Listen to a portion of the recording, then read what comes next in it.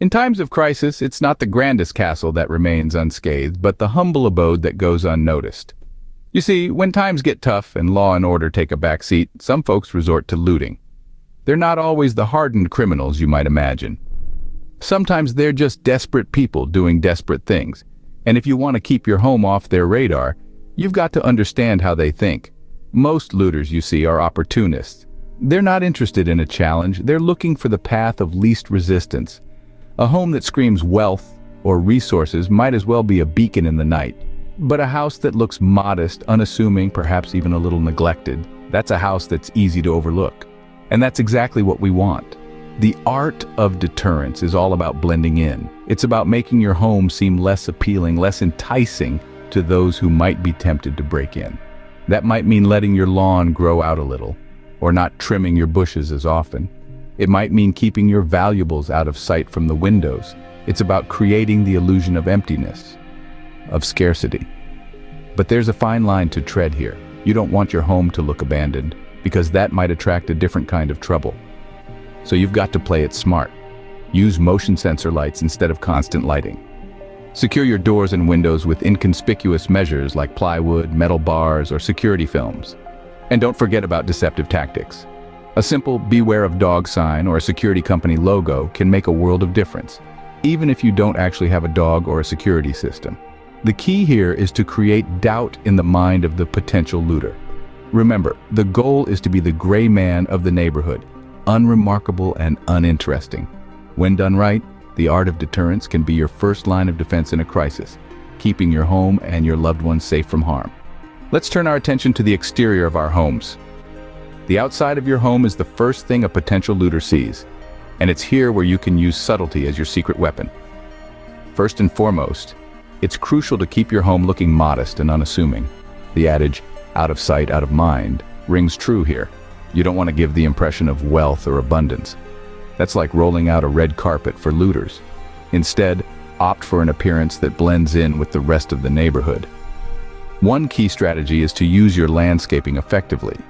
A slightly overgrown lawn or untrimmed bushes can give the impression that the house is neglected, maybe even abandoned. But be careful not to let it get too wild, as you don't want to provide hiding spots for sneaky thieves. Lighting is another aspect to consider.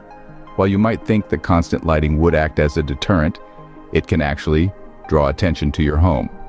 Instead, opt for motion sensor lights. These provide a sudden change in the environment, which can startle and deter potential intruders. Now, let's talk about fortifying your home. Plywood, metal bars, or security films can be effective, but they're not exactly subtle. You don't want to look like you're preparing for a zombie apocalypse. Instead, opt for options that are inconspicuous from a distance. For instance, security films on your windows can make them tougher to break, but won't be noticeable unless someone is up close. And speaking of windows, remember to keep valuables out of sight. An expensive TV or piece of art visible from the street might as well be a welcome sign for looters. These changes are subtle, but they can make a big difference. It's all about creating an environment that says, there's nothing of interest here to anyone with ill intent. But remember, subtlety doesn't mean neglect. You should still maintain your property and perform regular upkeep. The goal is to strike a balance between appearing uninteresting and looking like you've completely abandoned your home. Finally, it's worth mentioning that these strategies are not just for times of crisis. They can also be useful for everyday home security. After all, it's always better to be prepared. By making these subtle but effective changes, we can keep our homes off the looter's radar. So, go out and take a critical look at your home's exterior. What message is it sending? And more importantly, what changes can you make to ensure it's not inviting unwanted attention? In our next segment, we'll explore the art of illusion and how you can use it to further deter potential intruders. Stay tuned. Sometimes a little deception can go a long way. Now let's delve into the world of illusion. It's all about creating an image for the outside world that suggests your home is not an easy target. Firstly, consider the use of warning signs. It's a simple yet effective trick. Signs like "Beware of Dog" can make potential looters think twice before approaching your home. You might not have a fierce canine guarding your property, but they don't need to know that. Similarly, security company signs can suggest your home is under surveillance, even if it's not. It's the perception of risk that deters unwanted visitors.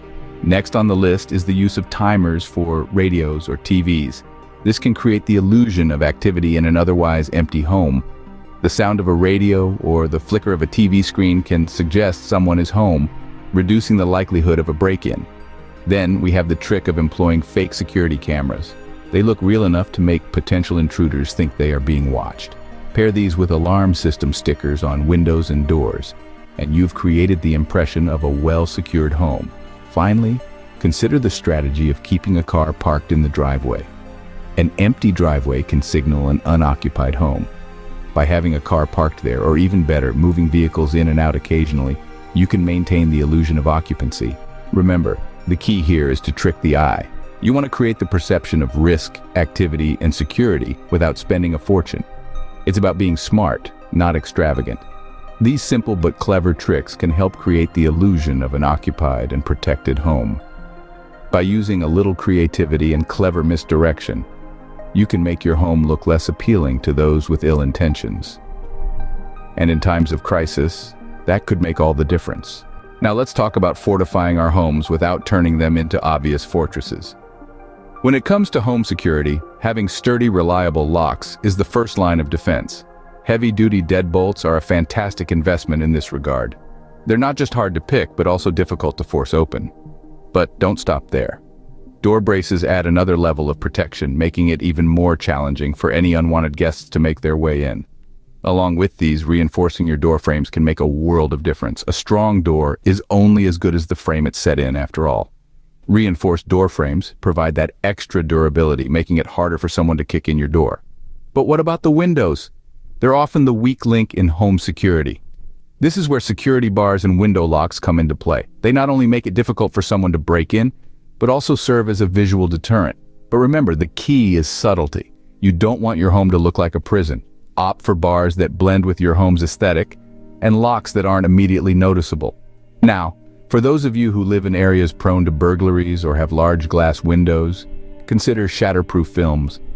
These films make your windows tougher to break, buying you precious time in case of an attempted break-in. They're almost invisible and don't alter the look of your home, making them a great option for maintaining that balance between security and aesthetics. Let's not forget about the perimeter of your property. Fences and lockable gates act as the first barrier to anyone trying to enter your property. They're not just for large estates or country homes. Even a modest fence can make your property less appealing to potential intruders. Opt for a solid fence that obscures the view of your home, making it difficult for anyone outside to assess your property. And remember, the gate is an extension of your fence, so make sure it's lockable and as sturdy as the fence itself. Now, I know what you're thinking. All this sounds great, but what if they still get in? Well, that's where hidden escape routes come in. These are routes you and your family can use to safely exit your home in case of a breach. It could be a back door, a window, or even a secret passage if you're feeling particularly adventurous. These fortification techniques are all about making your home a hard nut to crack. Remember, the goal is not to make your home impregnable. That's near impossible. Rather, it's to make breaking into your home more trouble than it's worth. Because at the end of the day, looters are opportunistic. They'll always go for the easy targets. And with these strategies in place, your home will be anything but an easy target. With these fortification techniques, your home will be a hard nut to crack. Remember, in times of crisis, there's strength in numbers. Now let's talk about something that's often overlooked in the face of a crisis: cooperation. That's right, the art of cooperation. We've all heard the old saying, "No man is an island." And it's never more true than when you're trying to keep your home and your loved ones safe. Creating a network with your neighbors can be a game changer. It's about more than just borrowing a cup of sugar or having someone to water your plants when you're away. It's about having eyes and ears in places you can't be. It's about having a team of people who can help spot suspicious activity and who can offer support if things get tough. Think about it. If you're all watching out for each other, you're not just a single homeowner trying to keep looters at bay. You're part of a community, a united front.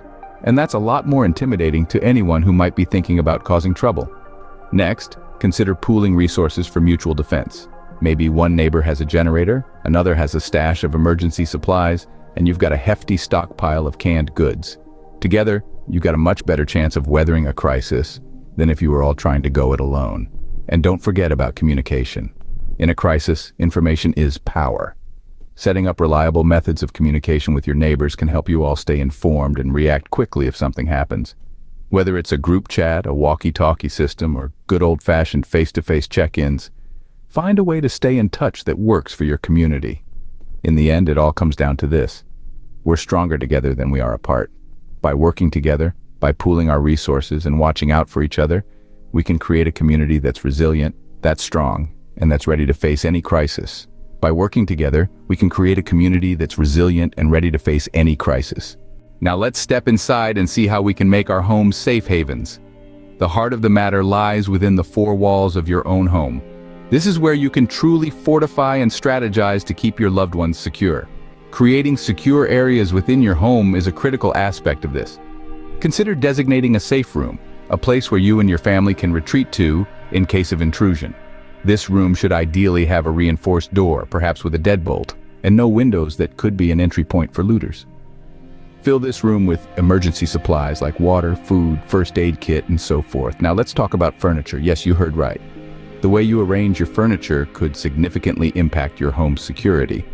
Try to organize your space in a way that would make movement difficult for an intruder. For example, a heavy bookshelf could block an easy path to your bedrooms, or a sturdy table could be tipped on its side to act as a makeshift barricade. But remember, you don't want to trap yourself in, so ensure you always have a clear escape route. Finally, let's touch on a somewhat James Bond-esque strategy: hidden compartments. These can serve as excellent hiding spots for your valuables and emergency supplies. Think false bottoms in drawers, hollowed-out books on your bookshelf, or even a secret panel in a wall. It might sound a bit like a spy movie, but in times of crisis, these hidden spaces could truly be lifesavers. And there you have it. By strategically creating secure areas, cleverly arranging your furniture, and employing hidden compartments for storage, you can transform your home into a fortress of security. By implementing these strategies, you can make your home a sanctuary in times of crisis. Remember, the goal isn't to live in constant fear, but to be prepared, and to take proactive steps to ensure your home is as secure as it can be. Because at the end of the day, your home is your sanctuary, and it's worth every effort to keep it safe. We've covered a lot of ground today, folks. We've dissected the art of deterrence, subtlety, illusion, defense, cooperation, and securing your sanctuary. In essence, we've learned how to make our homes appear uninviting, even invisible to potential looters during times of crisis. Remember, the exterior of your home should be modest and unassuming, not screaming valuables inside. Use deceptive tactics like timers for radios and fake security signs to create the illusion of occupancy. Fortify your home with heavy-duty locks, window films, fences, and gates. Cooperate with your neighbors, keep an eye out for each other, and pool resources. Inside your home, create a safe haven and cleverly arrange your furniture for protection. Now it's time for you to assess your own home. Use these strategies, adapt them to your situation, and enhance your home's security. Remember, the best defense is being prepared. So stay safe, stay alert, and see you in the next video.